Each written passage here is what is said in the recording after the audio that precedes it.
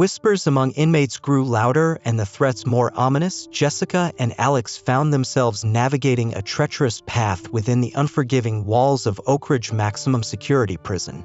The revelation of Alex's brother Ethan being incarcerated in the same facility had intensified the scrutiny they faced, adding an additional layer of complexity to their already challenging situation.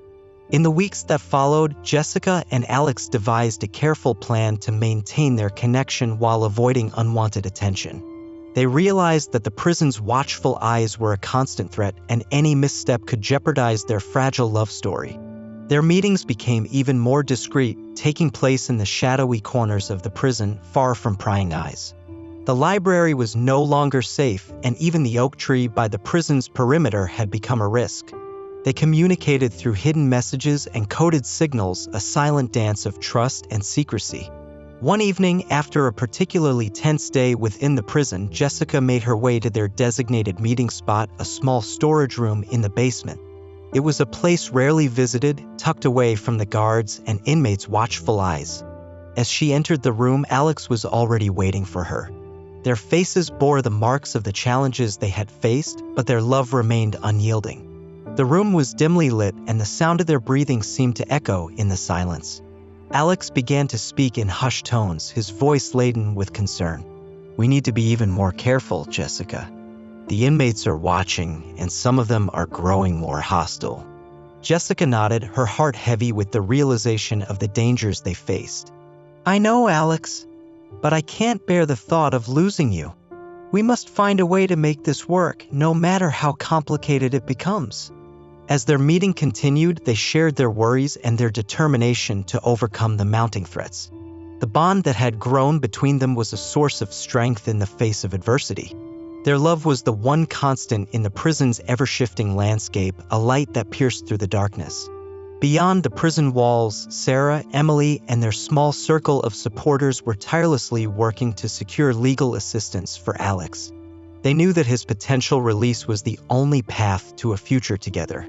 However, the legal system proved to be a formidable adversary, and their efforts were met with one obstacle after another. In the midst of their struggles, Sarah received a letter from an organization specializing in prisoner advocacy. The letter indicated that they might have found a legal loophole that could potentially lead to a reduced sentence for Alex. It was a glimmer of hope in a seemingly hopeless situation. With renewed determination, Sarah and Emily contacted the organization, providing them with all the necessary information about Alex's case. The legal process was slow, but they clung to the possibility of a brighter future.